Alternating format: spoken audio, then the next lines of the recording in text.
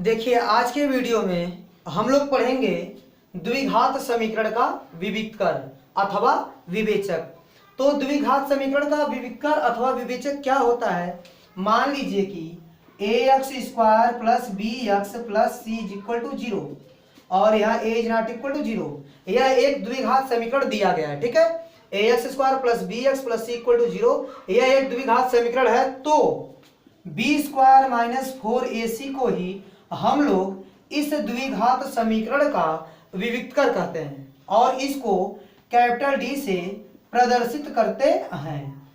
तो विविक्तर क्या होता है, b² माइनस 4ac, यह जो व्यंजक है व्यंजक b² माइनस 4ac को ही इस द्विघात समीकरण का क्या कहते हैं, विविक्तर कहते हैं और इसको कैपिटल डी से प्रदर्शित करते हैं, ठीक है। तो ये हो गया विविक्तर। तो विविक्तर को कैपिटल डी से दिखाते हैं, विविक्तर को कैपिटल डी से दिखाते हैं, ठीक है। तो विविक्तर capital D is equal to b² minus 4ac।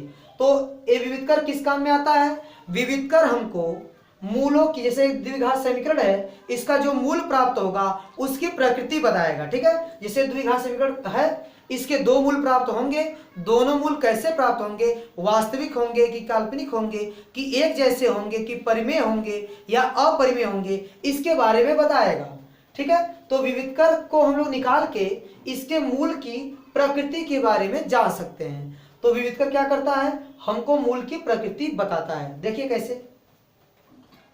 अब देखिए यह द्विघात समीकरण है तो इसके मूल क्या आएंगे, x बराबर minus B plus minus under root b² minus 4ac upon 2a। तो इस द्विघात समीकरण का यह मूल है दो, ठीक है। एक प्लस वाला लेंगे तब मिलेगा, एक बार माइनस वाला लेंगे तब मिलेगा।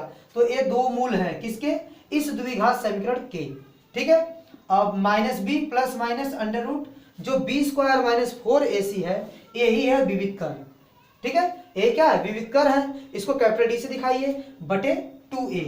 इस द्विघात समीकरण का मूल कैसा आएगा वह d के मान पर डिपेंड करता है। तो देखिए d का मान क्या हो सकता है, देखिए यहाँ पर d का मान, देखिए d का मान पॉजिटिव हो सकता है, 0 से बड़ा भी हो सकता है, और d का मान, देखिए d का मान 0 के बराबर भी हो सकता है और d का मान 0 से छोटा भी हो सकता है।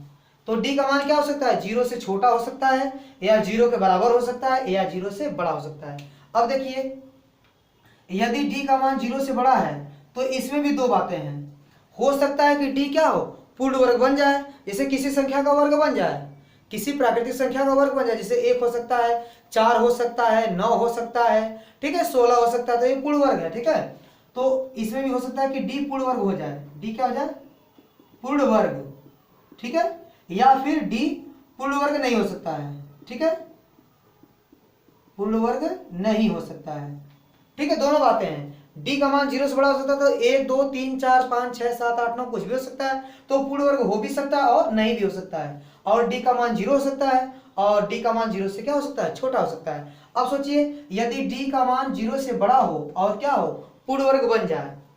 देखिए अगर d का मान 0 से बड़ा है और पूर्ण वर्ग बन जा रहा है तो d का मान देखिए कुछ ऐसा हो सकता है, 4 हो सकता है, 9 हो सकता है, 1 भी हो सकता है, 16 भी हो सकता है। ऐसे मान मिलेंगे जब पूर्ण वर्ग बनेगा तब। इसके बारे में बात कर रहे हैं, ठीक है, कि जब पूर्ण वर्ग बनेगा तब ऐसा हो सकता है। अगर ऐसा होगा तो क्या होगा, देखिए तब जो मूल मिलेगा x बराबर minus B plus minus root में, यहाँ से कोई संख्या हो सकती है जो पूर्ण वर्ग बन जाए।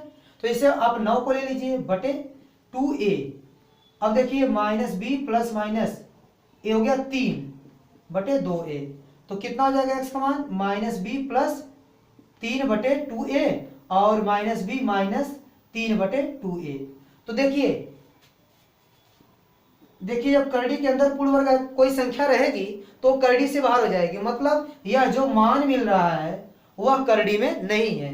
मतलब यह जो मान मिल रहा है देखिए दो ठो, वह करड़ी में नहीं है, करड़ी में नहीं है। इसका मतलब मूल कैसे होंगे, परिमेय होंगे। अगर यही करड़ी में रहता, अगर मान लीजिए कोई ऐसी संख्या रहे, जैसे देखिए यहाँ पर जब पूर्ण वर्ग नहीं होगा तब क्या होगा, तब x का मान देखिए क्या हो सकता है, पहले d का मान निकालिए।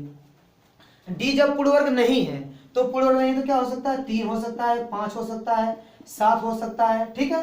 तो ऐसी संख्याएं हो सकती हैं। तब x का मान कितना आएगा, minus B plus minus root में 5 बटे 2a। तब x का मान क्या आएगा, माइनस बी प्लस रूट में 5 बटे 2a। और क्या आएगा, माइनस बी प्लस, नहीं माइनस ले लीजिए, माइनस रूट में 5 बटे 2a। अब देखिए इसमें करड़ी में 5 है, ठीक है, तो करड़ी में 5 है तो एक ऐसी संख्या बनेगी अपरिमेय बनेगी, क्योंकि यहाँ करड़ी में कोई संख्या है तो यह अपरिमेय बनेगा। तो यहाँ अपरिमेय बन सकता है और क्या बन सकता है, परिमेय भी बन सकता है। तो बात यही कि पूर्ण वर्ग बनेगा तो मूल कैसे मिलेंगे, परिमेय मिलेंगे। और कैसे मिलेंगे, देखिए यहाँ प्लस और यहाँ माइनस अलग अलग मिलेंगे। तो मूल अलग अलग मिलेंगे लेकिन कैसे मिलेंगे, परिमेय मिलेंगे। अगर डी क्या है, पूर्ण वर्ग नहीं बन रहा है तो मूल अलग अलग मिलेंगे लेकिन परिमेय नहीं, अब अपरिमेय मिलेंगे, क्योंकि करड़ी में 5 जो है वो क्या है, अपरिमेय संख्या है। तो इस कंडीशन में जब पूर्ण वर्ग बनेगा तो मूल कैसे होंगे, तो मूल अलग अलग होंगे, अलग अलग होंगे। और कैसे होंगे, परिमेय होंगे। कैसे होंगे, परिमेय होंगे, ठीक है। मूल अलग अलग और परिमेय होंगे। जब पूर्ण वर्ग नहीं बनेगा, देखिए पूर्ण वर्ग नहीं बनेगा तब क्या होगा, तब मूल कैसे होंगे, तब मूल अलग अलग होंगे। देखिए अलग अलग, मूल अलग अलग होंगे। और कैसे होंगे, जब पूर्ण वर्ग नहीं बनेगा तब अपरिमेय होंगे, अपरिमेय। तो मूल कैसे होंगे, अलग अलग और अपरिमेय होंगे इस कंडीशन में, देखिए। और जब पूर्ण वर्ग बन जाएगा तो मूल अलग अलग होंगे लेकिन परिमेय होंगे। ये सब परिमेय संख्याएं हैं और यह अपरिमेय संख्याएं, क्योंकि इसमें करड़ी है और इसमें करड़ी नहीं है, ठीक है। तो अब ये दोनों बातें समझ में आ गई। अब d इक्वल टू 0, यदि d 0 हो जाए तब क्या होगा, सोचिए, यदि d 0 हो जाए तब क्या होगा, x का मान, x is equal to minus B plus minus root में d का मान क्या हो जाए 0 बटे 2a। अब देखिए माइनस बी प्लस माइनस 0 बटे 2a।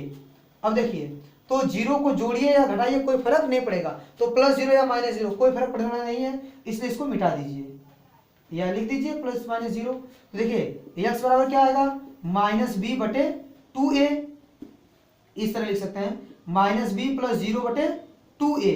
और क्या लिख सकते हैं, माइनस बी माइनस 0 बटे 2a, ठीक है। तो ये हो गया माइनस बी बटे 2a और यहाँ माइनस बी बटे 2a। तो देखिए यहाँ पता चल जा रहा है आपको कि मूल जो मिल रहे हैं वो कैसे मिल रहे हैं, एक जैसे मिल रहे हैं। तो यहाँ क्या है, मूल समान है, क्या है, मूल समान है। अगर विविधकर 0 होगा तो मूल कैसे होंगे, तो मूल, दो मूल मिलेंगे लेकिन दोनों कैसे मिलेंगे, समान मिलेंगे, ठीक है। मूल कैसे होंगे, समान होंगे, ठीक है। तो यहाँ दो मूल मिलेंगे लेकिन दोनों कैसे मिलेंगे, समान मिलेंगे, ठीक है। तो यह बातें समझ में आ गई और यह बातें और यह भी हो गया, ठीक है। अगर d का मान 0 रहे तो मूल कैसे मिलेंगे, समान मिलेंगे। देखिए दोनों मूल एक जैसे हैं, ठीक है। अब d का मान 0 से छोटा रहे तब क्या होगा, अगर d का मान 0 से छोटा है तो देखिए यहाँ पर x बराबर minus B plus minus root में d का मान क्या है, 0 से छोटा। 0 से छोटा मतलब कोई निगेटिव नंबर, निगेटिव नंबर में -2 -3 ये सब हो सकते हैं, ठीक है। तो माइनस बी, देखिए यहाँ देखिए एक करड़ी के अंदर कोई निगेटिव संख्या है, ठीक है। तो करड़ी के अंदर कोई निगेटिव संख्या होगी तो वह क्या होगी, काल्पनिक संख्या होगी, ठीक है। इसके अंदर अगर कोई निगेटिव संख्या तो यह काल्पनिक संख्या होगी, ठीक है। इसको हम लोग क्लास 11 में पढ़ेंगे जब कॉम्प्लेक्स नंबर पढ़ेंगे तब, ठीक है, ठीक है। कॉम्प्लेक्स नंबर में बताया जाएगा कि एक ऐसी संख्या होती है, काल्पनिक संख्या होती है। यदि d का मान 0 से छोटा है यानी कोई निगेटिव नंबर है तो मूल कैसे मिलेंगे, मूल काल्पनिक मिलेंगे, या उसी को कह सकते हैं कि अधिकल्पित मूल है, ठीक है, या बोल सकते हो कि अवास्तविक है, ठीक है। तो जब d का मान 0 से छोटा होगा तो मूल काल्पनिक होंगे, ठीक है। तो d के बारे में पूरा चर्चा कर दिया गया, ठीक है।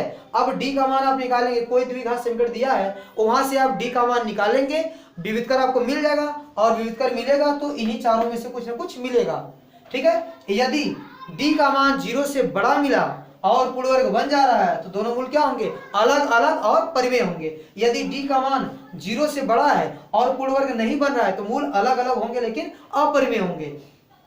और यदि d का मान 0 होता है तो दो मूल मिलेंगे लेकिन दोनों कैसे मिलेंगे, एक जैसे मिलेंगे, समान मूल मिलेंगे। अगर d का मान 0 से छोटा है तो मूल कैसे मिलेंगे, काल्पनिक मिलेंगे, ठीक है। तो यह रहा विविधकर के बारे में पूरा जानकारी, ठीक। अब देखिए मैंने आपको d के बारे में बताया, ठीक है, विविधकर के बारे में बताया, ठीक है। तो विविधकर का मान 0 या 0 से बड़ा या 0 से छोटा हो सकता है। तो इन चारों के बारे में भी हमने चर्चा की है, ठीक है। तो देखिए डी का मान यदि 0 से बड़ा है और क्या हो रहा है, पूर्ण वर्ग बन जा रहा है, तब जो द्विघात समीकरण ax square plus bx plus c is equal to 0 is not equal to 0 है, ठीक है। यह जो द्विघात समीकरण है इसके मूल कैसे होंगे, वास्तविक होंगे और अलग अलग होंगे और कैसे होंगे, परिमेय होंगे, ठीक है। यदि d का मान 0 से बड़ा है और d पूर्ण वर्ग नहीं बन रहा है, तब मूलों की प्रकृति कैसे होगी, तब मूल कैसे मिलेंगे, तब मूल वास्तविक मिलेंगे और अलग अलग मिलेंगे और अपरिमेय मिलेंगे, ठीक है।